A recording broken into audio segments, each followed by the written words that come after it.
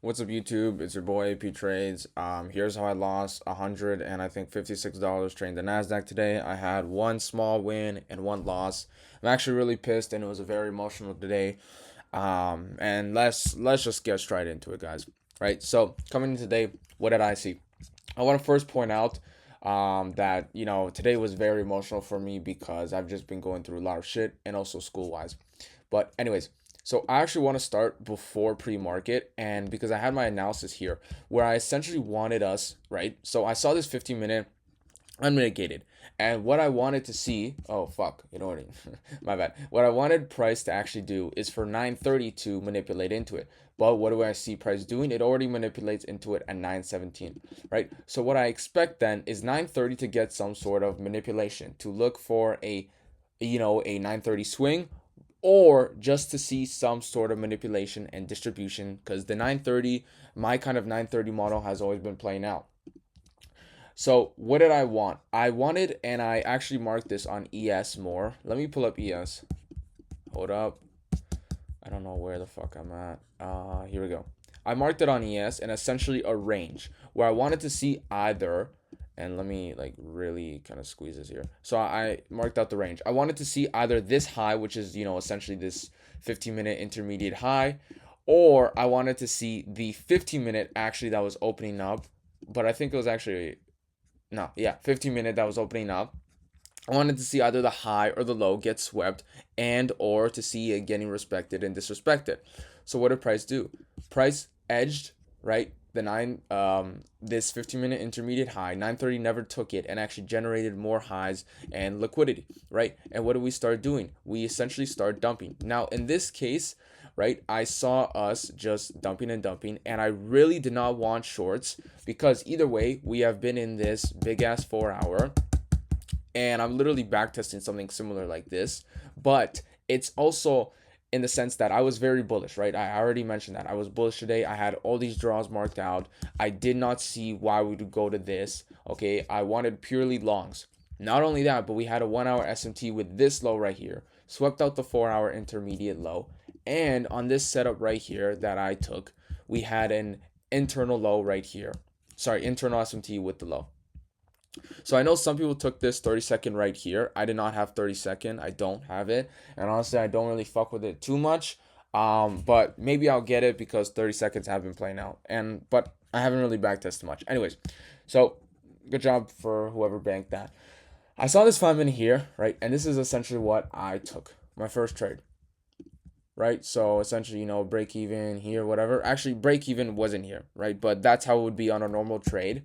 But the 5 minute kind of closed weird in a sense, right? It closed very strong, but it closed very close to this internal high, which at the time ES actually already took. And the bad thing being is ES actually already took the 1 hour intermediate high. But the reason I faded this S&T is because first off, I've been realizing that I've been fading too much, and these sort of setups have been playing out recently. So I took it, right? 5 minute instant IFEG off the 15-minute, and I really, really liked like this 15-minute rejection wick with the SMT here and here is so fucking peak, but I played this so wrong. Anyways, I had my stop loss literally here, like whatever, like I get it. The RR was terrible, which is why I did it, like giving space for this fair value gap, and sort of looking for a 1-to-1 to the intermediate high.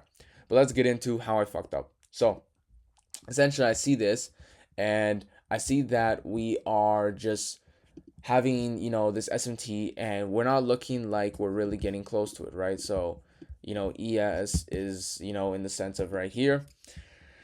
And where was it? Yeah, so I see another candle right here, and I'm like, okay, well, you know what I mean? We're close to and hitting it, whatever. And once I see this bearish candle, I don't know why. Like, it's not only because I'm in school, guys, and I literally can't focus for shit. I trail my stop, right? I trail my stop, I think, right here, and I made $21. And it honestly was so bullshit because it played out right after, right? So I got, I think, hit right here. Oh, I forgot to do it, but here is my P&L ski, and here, I'll show you the P&L ski. So here's the P&L ski first. I'm down 156 on the day. The first, I think, trade was a $21 win. The second trade was $170 loss. And then here's also my executions. So you can see here how I kind of got stopped out on that candle. Anyways, so whatever, 21, profit, whatever, bullshit, right? But I still wanted longs because I knew we weren't done in the sense. I wanted to see a continuation higher. We had London high, we had Asia high, and we had these 4-hour relative equal highs. Not saying we're going to pump all the way up there, but I was really confident in this. And the reason I still took this with the SMT of the 1-hour intermediate high is because ES did not have any reason to react off of it. And that's what I've been realizing. I've been focusing too much on SMTs, right? So for ES, this was only essentially buy side. This was not a 1-hour intermediate high like NQ had it, where price could sweep it and then reverse. So for this, ES had to just ran through it, right? Which is what I expected, which is why I still took the 5-minute in a sense, right? But anyways, guys, I'm trying to make this trade recap quick, but I really want to share my thoughts on this because this was an awful day for me in the way I played it. So essentially, what do I see price doing? I see price then manipulating not only to this 5-minute but into the other 5-minute, right? Now we don't have an internal SMT, ES hit both, but just seeing this rejection, especially guys, if you look on the 5-minute, is so fucking peak with this one and this one. Fully clearing out the fair value gap like this, fully wicked and tapping in the second one makes me confident, right? For longs. Now, some people didn't take this because it's right before 10 a.m. The reason I'm going to say that's bullshit is more of the sense that 10 a.m. is used as in the sense of a PO3 price opening, where price essentially has a reason to manipulate. Now, you could have said that, okay, whatever, price hit this 15-minute unmitigated and then we would sweep, we would go lower. But the thing is, this wasn't 10 a.m. opening price. 10 a.m. opening price was right here. So what you expect would then be, if we were chopping like this or whatever, and then we got the displacement higher, you would assume there'd be some sort of fair value gap that wasn't already tapped in for then price to manipulate, stop on, and then displace. However, as I just said, price already fully wicked into this 5-minute and into this, and it was sponsored by the big 4-hour. No reason for 10 a.m. manipulation. I expected 10 a.m. distribution. Problem being is what did 10 a.m. do on ES? ES in this case actually, if I could fucking get it open, okay, ES in this case actually manipulated, sweeping out this high, right, that I have here, sweeping out this high, and then started chopping and going lower. And once I saw that, I was kind of like getting skeptical. I was getting a little hesitant. I was getting emotional, right? I'm like, fuck, like we have this SMT here with my break even, okay, and ES is close to the London high, but NQ isn't really doing much. And I saw us just trending in this 1-minute bullshit. So I essentially just trailed my stop loss. I was like, you know what I mean? My trade idea is wrong. There's an SMT that's holding there.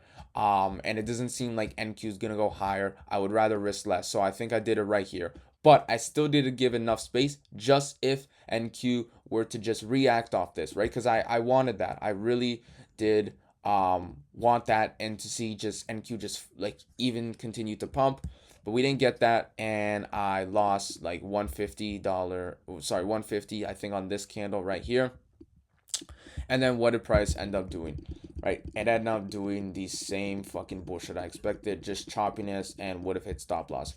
So I guess you could say that's like a good sort of risk management in a way to me, but it's not, because I should have been break even here.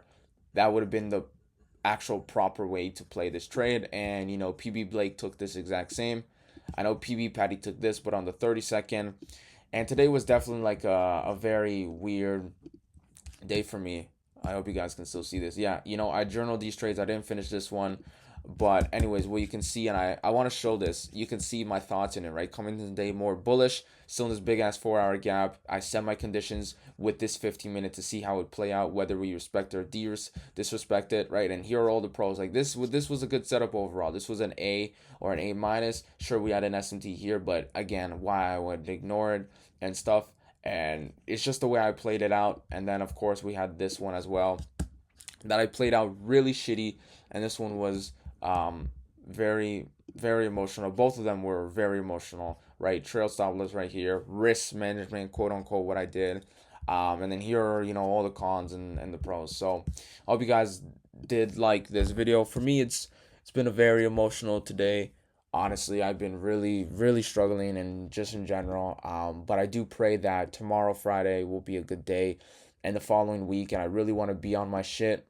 But with school, it's so hard, guys. It's no one really talks about that, bro. Like, it's really fucking hard to concentrate and focus, especially when there's just not only the teacher telling me to close my computer. Like, I literally had to have a talk today with my teacher, because I've always been on my computer when he's doing lessons and shit. And he's a chill guy. I like him. My first period.